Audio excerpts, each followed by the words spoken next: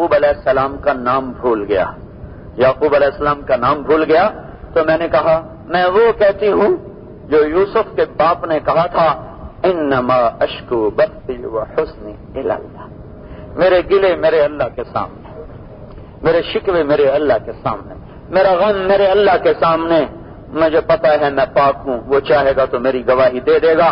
فرماتی ہیں میں نے یہ کہا تھا کہ ایک دم اللہ کے نبی پر وحی اتر آئی،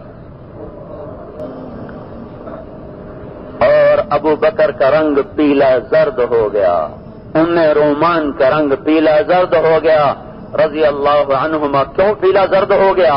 کہ ایسے حالات بن چکے تھے کہ باپ اور ماں بھی پریشان بیٹھے ہیں کہ اب پتہ نہیں ہماری بیٹی کی پاک دامنی کا حکم آ رہا ہے کہ کوئی الزام آ رہا ہے۔ رنگ پیلے ہو گئے، ان کے سانس بند ہو گئے، اور فرماتی مجھے تو پتا تھا کہ میرا دامن صاف ہے۔ فرمانے لگی مجھے یہ نہیں پتا تھا کہ اللہ میرے لیے قرآن اتار دے گا۔ میں نے کہا اللہ تعالیٰ جبریل کو بھیج کے بتا دے گا، یا میرے نبی کو اللہ خواب دکھا دے گا کہ تیری بیگم صاف ہیں، لیکن مجھے کیا خبر کہ میرا اللہ میرے لیے قرآن ہی اتار دے گا۔ ادھر وحی ختم ہوئی، ادھر آپ کے لبوں پہ مسکراہٹ پھیل گئی، اور آپ نے کہا عائشہ تجھے مبارک ہو، تیرے اللہ نے تجھے صاف قرار دے دیا۔ سنو سنو سنو سنو، یوسف علیہ السلام پہ تہمت لگی تو بچے نے گواہی دی، اما عائشہ پہ تہمت لگی تو اللہ نے گواہی دی۔ سبحان اللہ۔ شہد شاہد من اہلہا، بچہ بولا، اور جب اما عائشہ پہ حرف آیا تو اللہ بولا ان الذین جاءوا بالافک عصبۃ منکم لا تحسبوه شرا لکم بل هو خیر لکم لکل امرئ منهم ما اکتسب من الاثم، سے لے کر قرآن چلتا جا رہا ہے، رکوع ڈیڑھ رکوع اسی کو اللہ تعالیٰ نے پھیلا دیا سارے کا سارا میری آپ کی زبان کو تالا لگانے کے لیے۔ بچو کسی کے عیب مت اچھالو۔ تہمت، میرے نبی نے فرمایا نیک عورت پہ تہمت لگانے والا 100 سال کی عبادت بھی لے کر آئے گا تو اللہ جہنم میں ڈال دے گا۔ نیک عورت پہ تہمت لگانے والا 100 برس کی بندگی بھی لے کر آئے گا تو جہنم ڈال دو، جہنم کا ایندھن بنا دو۔ الدین النصیحہ، دین خیر خواہی کا نام ہے، عیب اچھالنا خیر خواہی نہیں ہے۔ یہ تبلیغ کا کام النصیحہ کی سب سے خوبصورت تعبیر ہے۔ الدین النصیحہ، یہ دعوت کا کام اس کی سب سے حسین تعبیر ہے، سب سے خوبصورت تعبیر ہے۔ اوہو، تو ام رومان کہنے لگی عائشہ اٹھو اللہ کے نبی کا شکر ادا کرو۔ فرمایا نہیں ادا کروں گی، اس کا کیوں نہ ادا کروں جس نے عرشوں سے میری پاک دامنی کو اتارا، میں اس کا شکر ادا کروں گی جو میرے لیے وکیل صفائی بن کے آیا، میں ان کا شکر ادا نہیں کروں گی۔ 1 مہینہ آگ جلتی رہی اور دل و دماغ اس میں سلگتے رہے گیلی لکڑیوں کی طرح۔ کیوں میری آپ کی زبانوں پہ تالا لگانے کے لیے۔ مت سنا کرو کسی کی کمیاں، مت سنا کرو کسی کے عیب، ورنہ دل میلا ہو جائے گا۔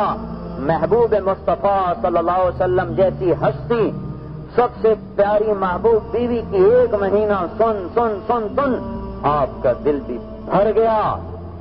تو میں تو پہلے ہی گندا ناپاک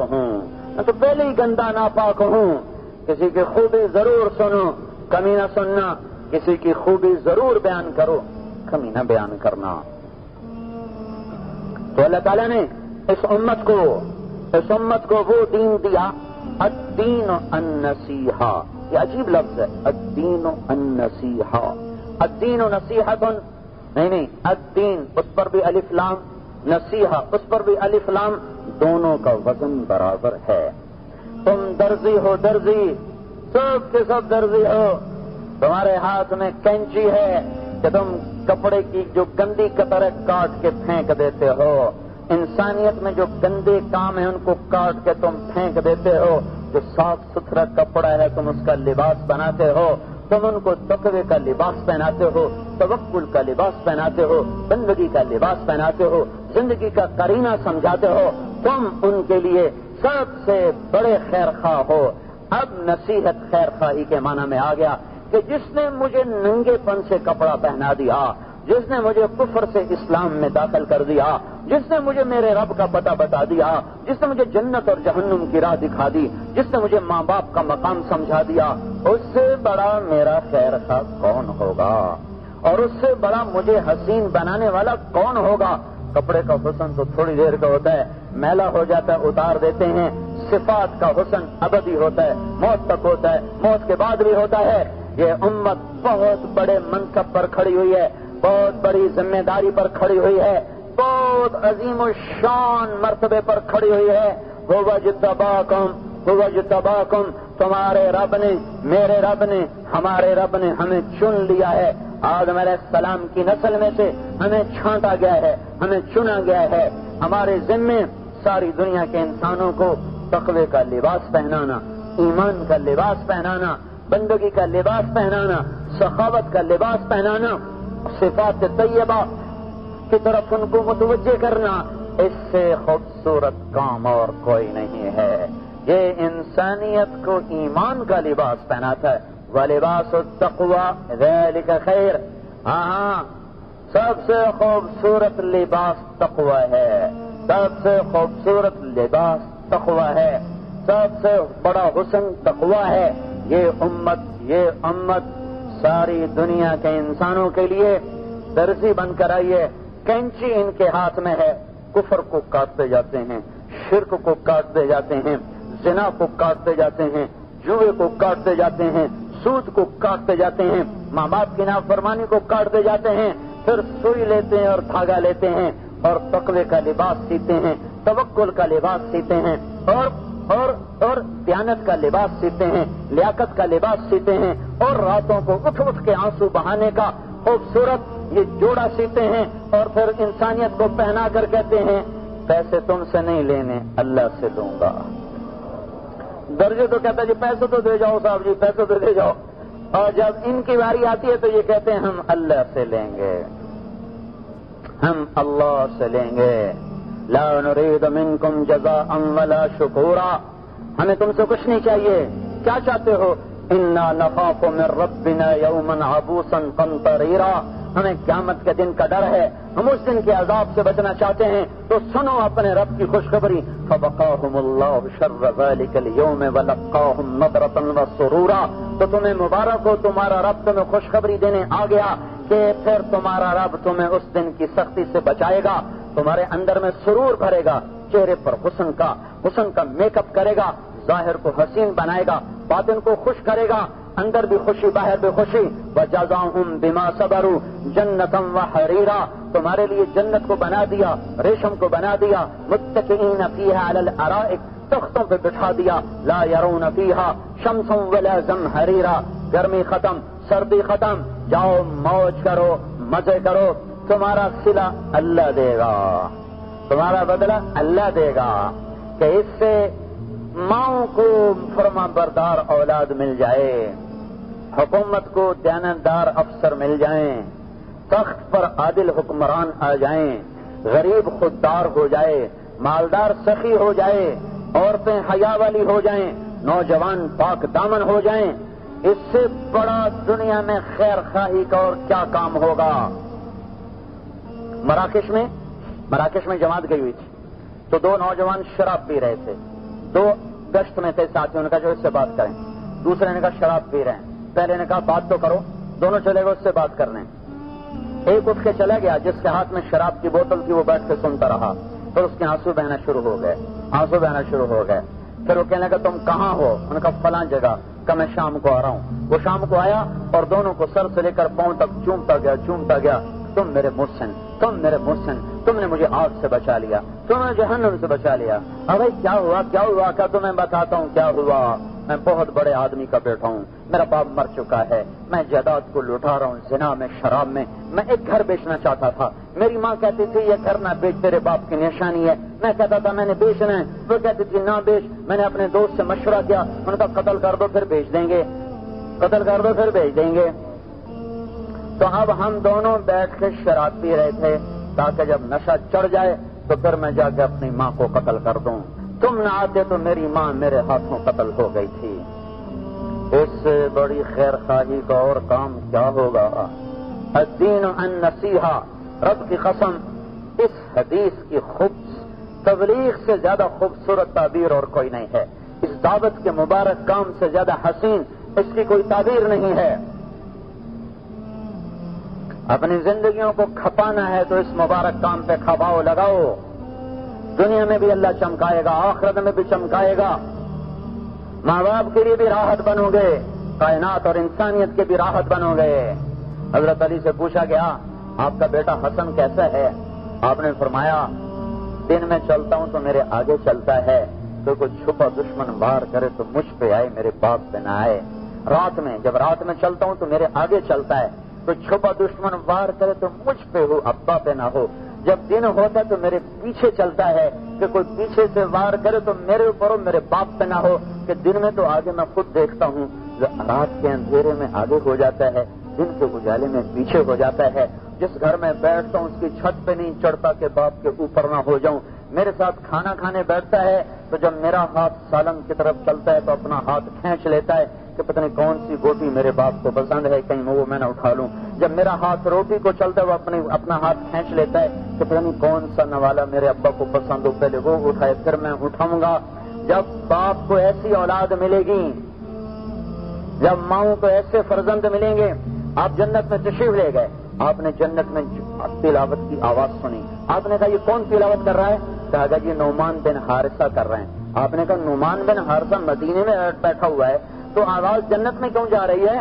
کہا گیا یا رسول اللہ ماں کا فرما بردار ہے، جب بھی قرآن پڑھتا اللہ ساری جنت کو سناتا ہے۔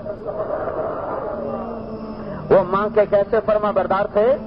ماں کے لیے روٹی خود پکاتے، سالن خود پکاتے، نوالے بنا بنا کے خود کھلاتے، کنگھی بھی کرتے، تیل بھی لگاتے، جوئیں بھی نکالتے، کپڑے بھی دھوتے اور نوکر بن کے کھڑے ہوتے۔ ماں کہتی بیٹا یہ کام تو کرو، اگر سمجھ میں نہیں آیا تو دوبارہ پوچھتے نہیں تھے اماں کیا کہا، میری سمجھ میں نہیں آیا، باہر نکل کر بیوی کو اشارہ کرتے اماں نے کیا کہا تھا، مجھے شرم آتی ہے دوبارہ پوچھتے ہوئے۔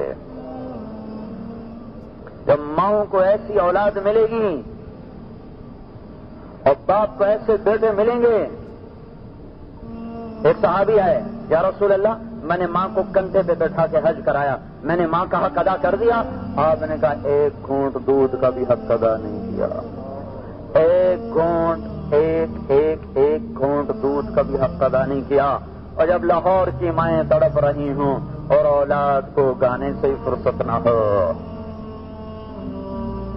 ماؤں کی آنکھیں دروازے پر ہوں اور اولاد کسی برگر سے پارٹی میں بیٹھی ہوئی ناچ رہی ہو، تو اللہ کا غضب نہیں آئے گا تو کیا ہوگا، قہر نہیں برسے گا تو کیا ہوگا۔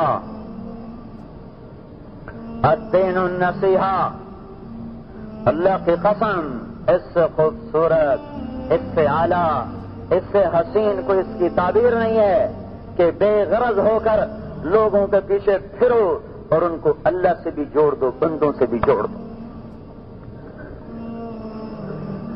دنیا بھی بن گئی، آخرت بھی بن گئی، انسانیت کو پیغام پہنچے۔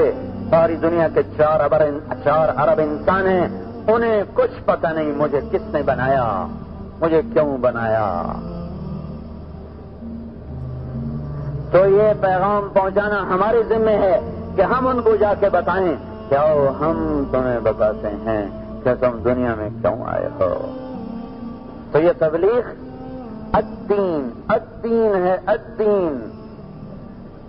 یہ کوئی ہاں جی آپ تبلیغی جماعت والے ہیں، ہم کسی اور جماعت والے ہیں، اور نہیں، یہ وہ تعبیر نہیں ہے، کیونکہ ہم تبلیغ والے ناقص لوگ ہیں، ہم نہ سمجھا سکے نہ بتا سکے۔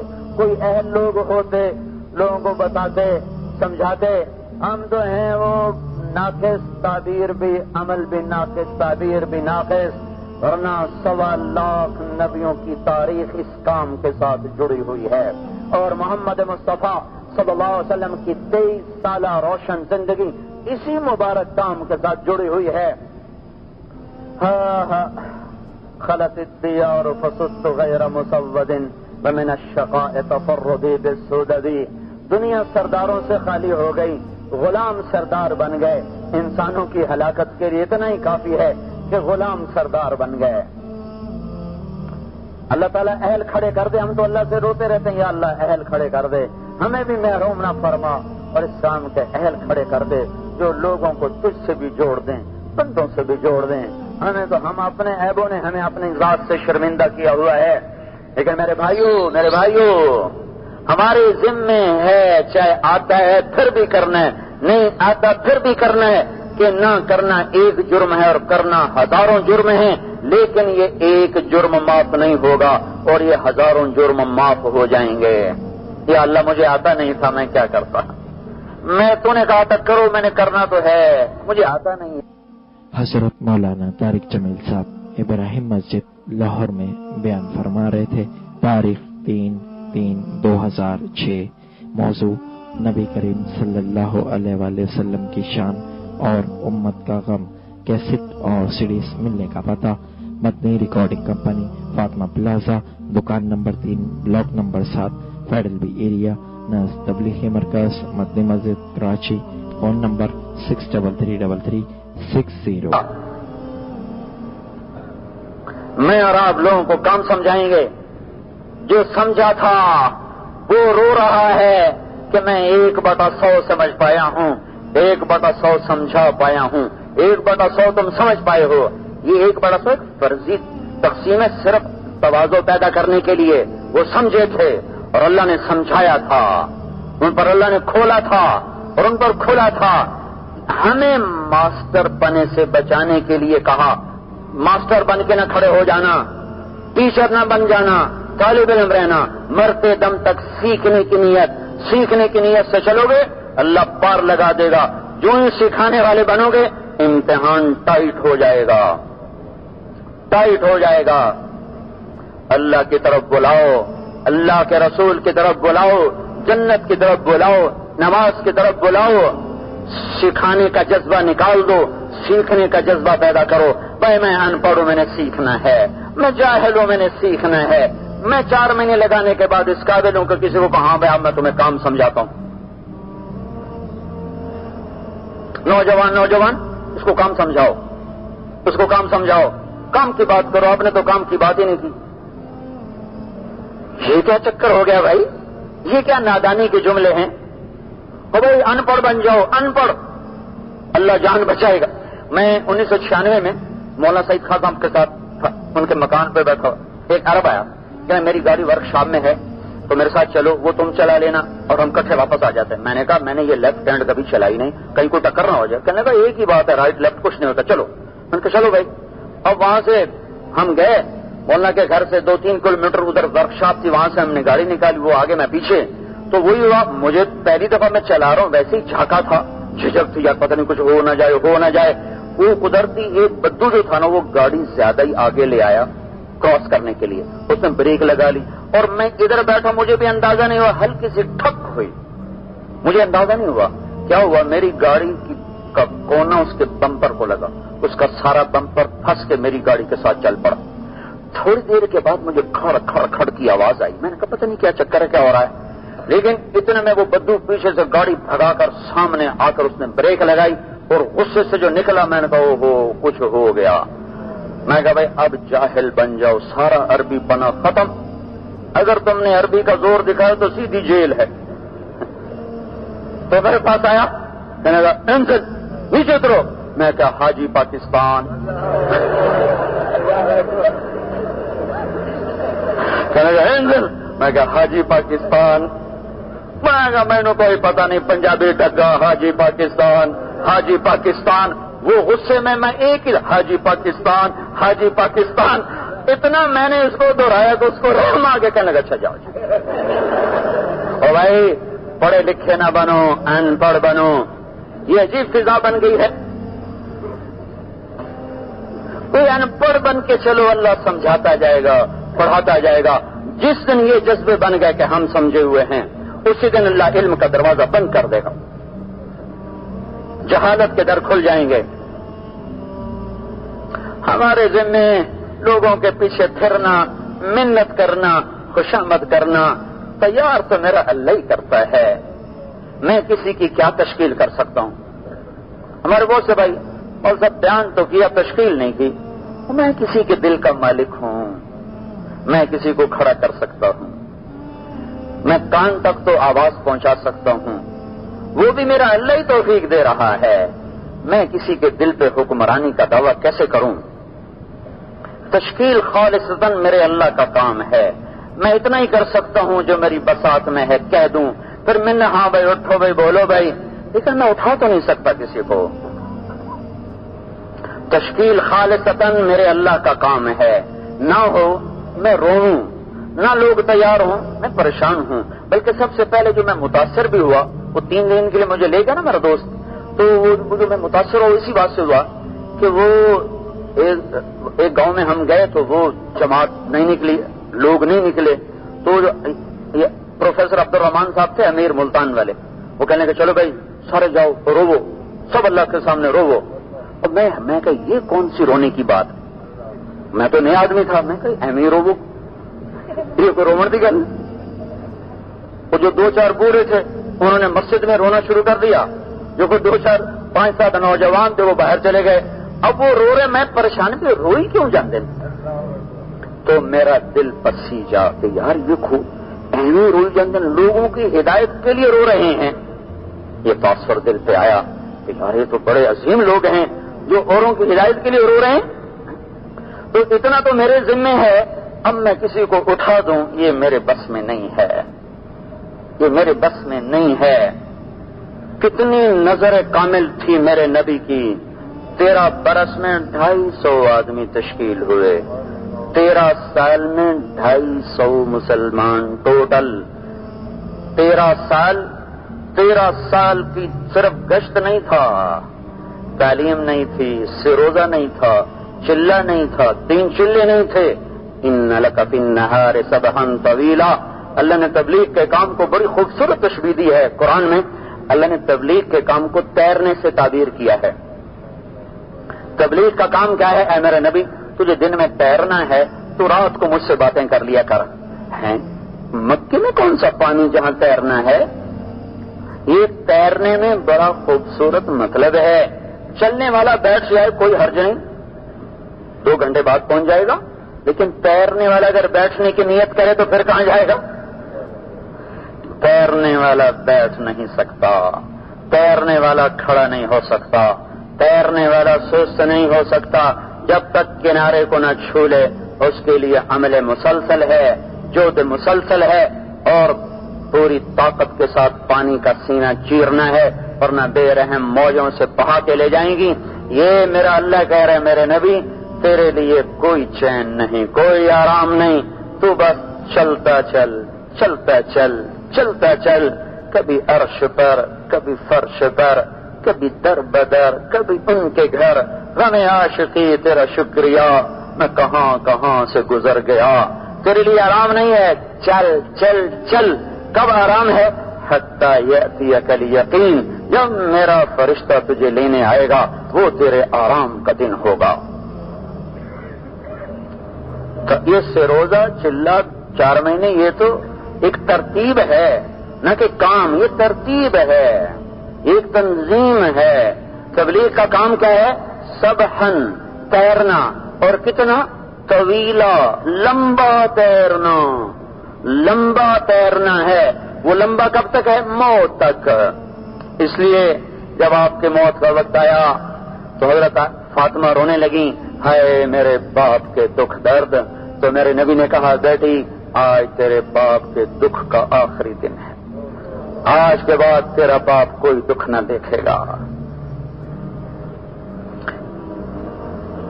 تیرنے سے تشبیہ دی، 13 برس، نہ دن چین نہ رات چین، 13 برس کے بعد تشکیل کتنی ہے؟ 250 آدمی، 250، 250۔ پہلے 5 برس میں کتنے ہیں؟ 40 آدمی۔ پہلے 5 سال کی طاقتور محنت، حضرت عمر 5ویں سال نبوت کے ایمان لائے، اور یہ 40ویں آدمی تھے، 40ویں آدمی۔ پھر اللہ نے توفیق دی تو محنت کرتے کرتے نمبر 2 بن گئے، دوسرے نمبر پر پہنچ گئے، ابو بکر کے نیچے آ گئے، ورنہ یہ 40ویں نمبر پر ایمان لانے والے آدمی، 5 برس میں 40 آدمی، 13 برس میں 250 آدمی، پھر گھر چھوڑا، پھر مدینے پہنچے ہیں، منافق پھر بھی تشکیل نہ کروا سکے، پیچھے نمازیں پڑھ کے بھی ان کی تشکیل نہ ہو سکی، وہ بدبخت منافقت میں ہی مر گئے۔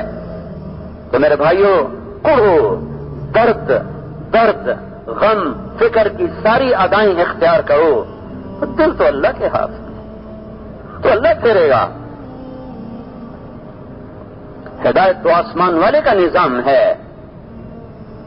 حبشے سے بلال آ کر ایمان پا رہا ہے، ابو لہب چاچا ہو کے جہنم میں جا رہا ہے۔ ہائے ہائے ہائے، جب عتبہ بن ربیعہ کی لاش کو گھسیٹ کے لے جا رہے تھے تو ان کے بیٹے ابو حذیفہ کا رنگ پیلا پڑ گیا۔ بدر کی لڑائی میں عتبہ قتل ہوا ہے، وہ پہلے 3 آدمی جو عتبہ، شیبہ اور ولید، اور ادھر حمزہ، علی اور عبید رضی اللہ عنہم، تو جب عتبہ کی لاش کو لے جا رہے تھے تو ان کے بیٹے ابو حذیفہ بدری صحابی، ان کا رنگ پیلا پڑ گیا۔ تو حضور نے فرمایا، عتبہ، ابو حذیفہ، باپ کا انجام دیکھ کے تکلیف ہو رہی ہے؟ کہ نہیں یا رسول اللہ، اس پہ تکلیف نہیں ہو رہی، تکلیف اس پہ ہو رہی ہے، میرا باپ بڑا عقل مند تھا، اسلام سے کیوں محروم رہ گیا؟ میرا باپ بڑا عقل مند تھا، اسلام سے کیوں محروم رہ گیا؟ دلوں پہ قبضے کے دعوے مت کرو، دلوں پہ راج صرف میرے اللہ کا ہے، دلوں پہ راج صرف میرے اللہ کا ہے۔ ہاں، میرے پاس آنسو ہیں، میں بہاؤں گا، میرے پاس پاؤں ہیں، میں چل کے جاؤں گا، میرے پاس مال ہے، میں خرچ کروں گا، میرے پاس رات ہے، میں اٹھ کے اللہ کے سامنے گڑ گڑاؤں گا، اب اگلا میرے اللہ کا کام ہے۔ تو میرے بھائیوں، اس لیے تو تبلیغ میں مایوسی کوئی نہیں ہے، ساری تحریکوں میں مایوسی ہے، تبلیغ میں مایوسی کوئی نہیں۔ مولانا یوسف صاحب رحمۃ اللہ علیہ سے جو پوچھا گیا کہ یہ کیسے ہوگا، فرمانے لگے یہ میرے فکر کی بات ہی نہیں، کیسے ہوگا، میں کہہ رہا ہوں اللہ کرے گا۔ تو اللہ کو کہہ سکتے ہو تو اللہ کیسے کرے گا؟ اللہ جب چاہے کر دے، جیسے چاہے کر دے، جہاں چاہے کر دے، جس شکل میں چاہے کر دے۔ تبلیغ میں تو یہ دعویٰ ہو رہا ہے کہ اللہ کرے گا، اللہ سے ہوتا ہے، لہذا مایوس ہونے کی بات ہی نہیں۔ مجمع اتنا ہو یا ایسے بھی کم ہو، اسی لاہور میں 3 چلے میں تشکیل ہو کر آیا تھا، اور بیان اب جیسے ہم ٹوٹے پھوٹے لوگ، میں نے کوئی الٹی سیدھی ماری، ایک آدمی بیان میں کھڑے ہو کر مجھے ڈانٹ کے بٹھا دیا، یہ عبادت کالونی میں، بڑی مسجد میں ٹھیک ٹھاک بیچتی، اب وہ دور بھی ہے۔ اب کیا ہو رہا ہے بھائی؟ ابراہیم مسجد چھوٹی پڑ گئی ہے بھائی، اب اجتماع کہیں باہر کرو۔ ابراہیم مسجد اتنی بڑی ہو کے چھوٹی ہو گئی ہے، اب ڈھونڈو ڈھونڈو ڈھونڈو، قافلے پھر حذیفہ اسلامی کیسٹ سینٹر تبلیغی مرکز، مسجد ابراہیم، فیروزپور روڈ، لاہور۔ ہمارا موبائل نمبر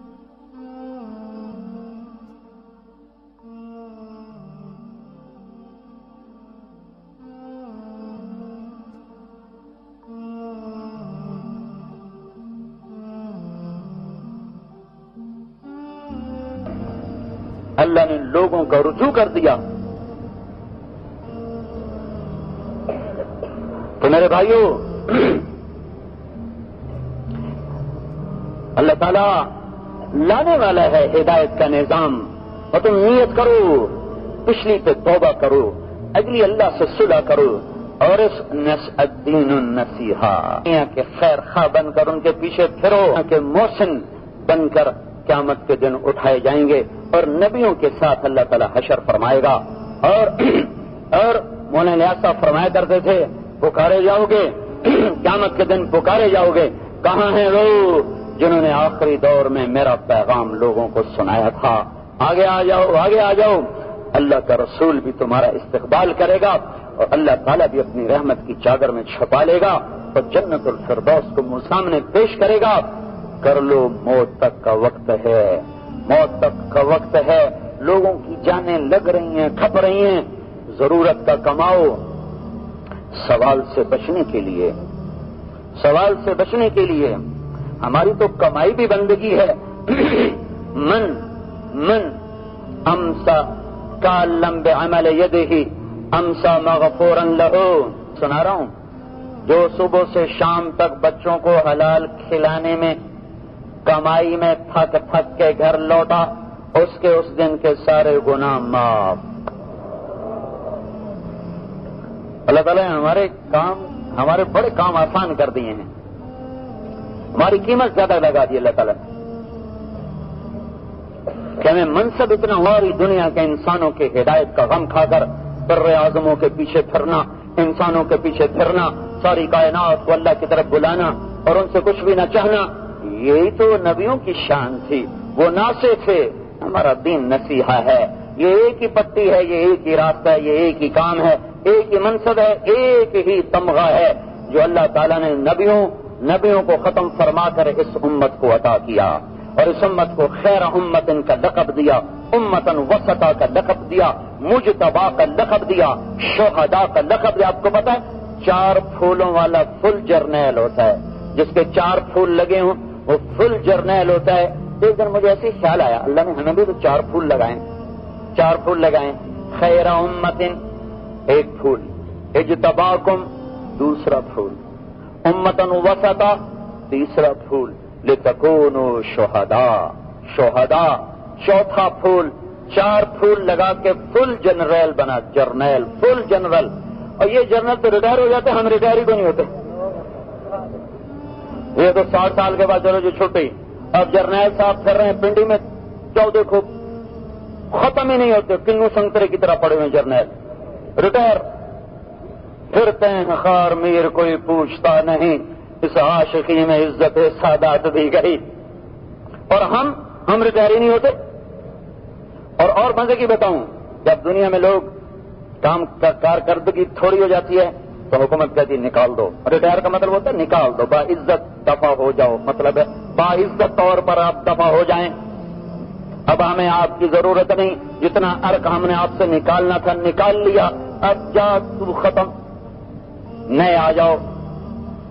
اور میرا اللہ اس امت پہ ایسا مہربان ہے کہ ان کے تو پھول اتارتا نہیں. موت تک تمہیں جرنیل بنا دیا ہے، اور جوانی میں تیری طاقت کو دیکھا، تیرے عمل کو دیکھا، تیری بندگی کو دیکھا، دعوت کو دیکھا، ذکر کو دیکھا. اب بوڑھاپا آنا شروع ہوا، ڈھلنا شروع ہوا، تو میرے نبی نے خوشخبری سنائی کہ جب تم 50 سال کے ہو جاؤ گے تو اللہ تمہارا حساب آسان کر دے گا. 50 برس کی سروس پر کیا ملے گا؟ حساب آسان. بس ہمیں اوپر کر ہمارے استاد تھے قاضی سجاد صاحب، وہ جو تھے نا پڑھتے زیادہ ہوتے تھے نا، تو وہ پڑھتے نہیں تھے بس گٹھے ناپتے تھے. 2 3 چلو بھائی نمبر دے دو چلو. وہ بڑے شفیق استاد تھے، فیل نہیں کرتے تھے کسی کو. ناپ چل بھائی نمبر آ چل بھائی. تو جب آدمی 50 سال کا ہو کر اللہ کی اطاعت میں پہنچے گا تو اللہ چل بھائی گٹھ لا ٹھیک. جب یہ 60 سال کا ہوگا پھر کیا ہوگا؟ اللہ تعالیٰ فرماتے حببت الیہ الانابہ، وہ چاہے نہ چاہے میں خود اس کے دل میں اپنی محبت ڈال دوں گا. اور جب یہ 70 سال کا ہو جائے گا، اب ریٹائرمنٹ کے ساتھ ساتھ عذر بھی پیش آ رہے ہیں. اب کیا ہوگا؟ اب یہ ہوگا احبہ اللہ والملائکہ، اللہ تعالیٰ فرشتوں سے کہے گا میں اس سے پیار کرتا ہوں، تم بھی اس سے پیار کرو. 70 برس کی سروس پر اللہ کا پیار ملا، فرشتوں کا پیار ملا. 80 سال کا بیکار پتر بھی آخر دعا کرو مول صاحب ابا جی ہوں سوکھے ہو جاؤ. کیا مطلب ہے کہ ہوں پر جاوے صحیح قبر میانی شریف واپر جگہ پی اتنے جاؤ دو ساڈے مگر پی گیا، دعا کرو ابا جی سوکھے ہو جاؤ. اولاد یہ کر رہی ہے اور اللہ کیا کر رہا ہے؟ اذا بلغ 80 سنۃ، جب یہ 80 سال کا ہو جاتا ہے تو میں فرشتوں سے کہتا ہوں نیکیاں لکھتے جاؤ، برائیاں چھوڑتے جاؤ. کام ہوتا کوئی نہیں. صاحب کا سروس پر اعزاز زیادہ ہو رہے ہیں، تنخواہ زیادہ ہو رہی ہے، سہولتیں زیادہ دی جا رہی ہیں، مرتبے زیادہ دیے جا رہے ہیں. اور دوسری حدیث اللہ تعالیٰ فرماتا ہے مجھے میری عزت کی قسم 80 سال کے بوڑھے کو سزا نہ دوں گا. ایک بزرگ ہیں یحییٰ بن اقسم، بڑے محدث ہیں، ان کا انتقال ہوا، بڑھاپے میں ہوا. خان میں ملے اپنے ایک کسی دوست کو، شاگرد کو. انہوں نے پوچھا حضرت آپ کے ساتھ کیا ہوا؟ فرمانے لگے اللہ نے مجھے کھڑا کر لیا اور مجھ سے کہا بدکار بوڑھے تجھے خبر ہے تو کیا کرتا رہا؟ بدکار بوڑھے فعلت کذا یا شیخ خصو فعلت کذا، ارے فرمان بوڑھے تو یہ کر کے آیا تو یہ کر کے آیا کہنے لگے میں نے کہا یا اللہ میں نے تو تیرے بارے میں کچھ اور سنا ہوا ہے، تو کچھ اور سنا رہا ہے۔ تو اللہ تعالیٰ نے فرمایا تو نے میرے بارے میں کیا سنا ہے؟ کہ میں نے تو یہ سنا ہے حدثني عبد الرزاق عن معمر عن الزهري عن عروة عن عائشة رضي الله عنها عن رسول الله صلى الله عليه وسلم عن جبريل قال قال الله تعالى إني أستحيي أن أعذب ذا شيبة في الإسلام، کہ مجھے عبد الرزاق نے سنائی یہ حدیث، ان کو معمر نے سنائی، ان کو زہری نے، ان کو عروہ نے، ان کو اما عائشہ نے، ان کو تیرے محبوب صلی اللہ علیہ وسلم نے، انہیں جبریل کو تو نے پیغام دے کر بھیجا کہ بتا دو میرے بندوں کو جب تم بوڑھے ہو کے میرے پاس آؤ گے تو تمہیں عذاب دیتے میں شرماؤں گا۔ تو میرے مولا دیکھ تو صحیح میں بڈھا ہو کے تیرے پاس آیا ہوں، وَإِنِّي شِبْتُ فِي الْإِسْلَامِ، تو میرے اللہ نے کہا عبد الرزاق بھی سچا اور معمر بھی سچا اور زہری بھی سچا اور عروہ بھی سچا اور عائشہ بھی سچی رضی اللہ عنہا اور میرا حبیب بھی سچا صلی اللہ علیہ وسلم اور جبریل بھی سچا اور تیرا رب سارے سچوں کا سچا، جا تجھے معاف کیا۔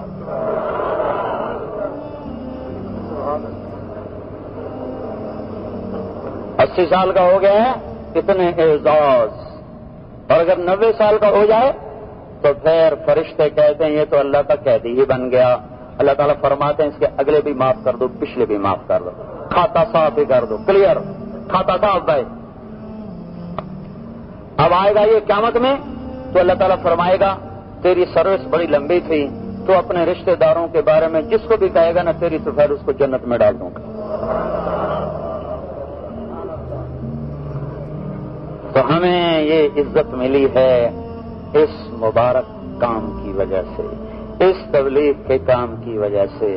یہ کوئی جماعت نہیں ہے، الدین کے برابر النصیحہ، الدین النصیحہ، جو الدین کو مانتا ہے النصیحہ اس کے گلے کا زیور بن گیا، ہار بن گیا۔ اب جو اسے پھینک دے، اتار دے، ناقدرہ بنے، یا اس کی قدر کر کے اس کو لے کر گھر گھر در در صدا لگائے، جو کرے گا عزت پائے گا، جو نہیں کرے گا اپنے پاؤں پہ کلہاڑی مارے گا۔ میرے بھائیوں اکثر نوجوان بیٹھے ہو، آج اللہ سے صلح کی نیت تو کر لو، آج پچھلی پر توبہ تو کر لو، تو آج یہ تو زبان سے کہہ دو یا اللہ میری توبہ، ایک دفعہ اور کہہ دو یا اللہ میری توبہ، ایک دفعہ اور کہہ دو یا اللہ۔ سچے دل سے اگر کہا ہے تو مبارک ہو آپ کے سب معاف ہو گئے، اور آپ ایسے بیٹھو جیسے ابھی ماں نے جنا ہے۔ فرائض قضا کیے تھے، جرم معاف ہو گیا، قضا باقی ہے، پڑھتے رہنا۔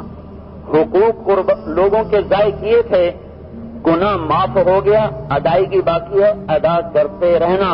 ادا ہو گیا، کھاتا صاف، ادا نہ ہوا اور میری کوشش کے باوجود میں پورا نہ کر سکا تو اللہ اس کا وکیل صفائی خود بن جائے گا۔ ایک مقدمہ عدالت میں پیش ہوگا، یا اللہ اس نے میرا حق مارا لے کے دیں، اللہ تعالیٰ فرمائے گا کیا لے کے دوں؟ کہ نیکیاں۔ تو اللہ تعالیٰ وکیل صفائی، اللہ کہے گا اس کے بعد نیکی ہے ہی کوئی نہیں، نیکی ہے ہی کوئی نہیں، تو کہے گا پھر میرے گناہ اس کے سر پہ ڈال، تو اللہ تعالیٰ فرمائے گا اسے چھوڑ اوپر دیکھ، اوپر جو دیکھے گا نا وہ جنت کھلے گی اور حور پہ جو نظر پڑے گی اس کو مقدمہ بھی بھول جائے گا، مطالعہ بھی بھول جائے گا، اپنا بھی بھول جائے گا، ویکھی جاندہ ویکھی جاندہ۔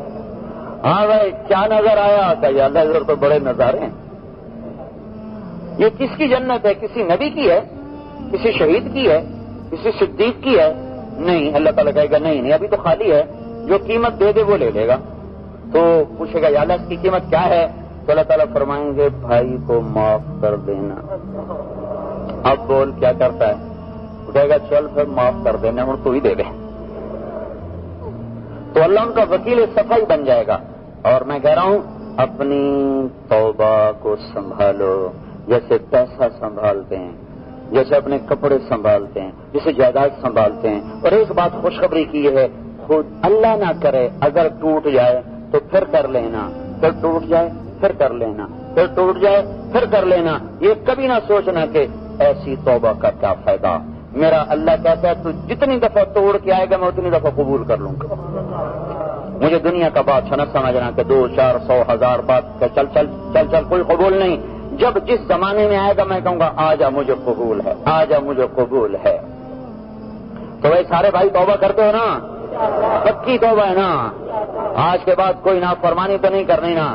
ہو گئی تو پھر توبہ کر لیں گے. انسان ہے.